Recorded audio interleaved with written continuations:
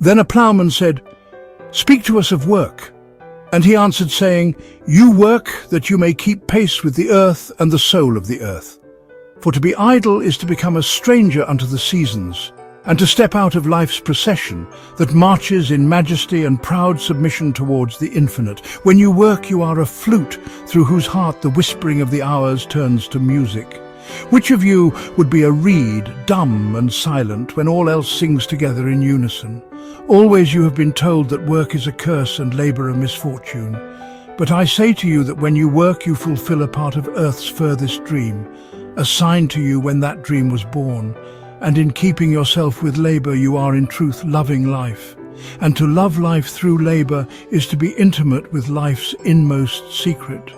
But if you in your pain call birth an affliction, and the support of the flesh a curse written upon your brow, then I answer that naught but the sweat of your brow shall wash away that which is written.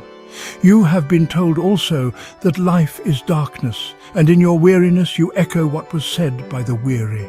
And I say that life is indeed darkness save when there is urge, and all urge is blind save when there is knowledge, and all knowledge is vain save when there is work, and all work is empty save when there is love.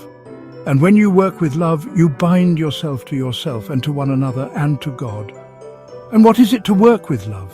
It is to weave the cloth with threads drawn from your heart, even as if your beloved were to wear that cloth.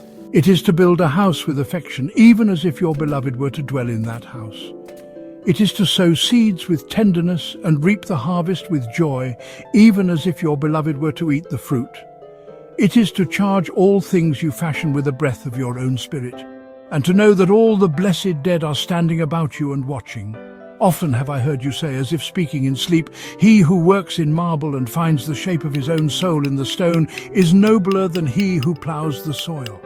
And he who seizes the rainbow to lay it on a cloth in the likeness of man is more than he who makes the sandals for our feet."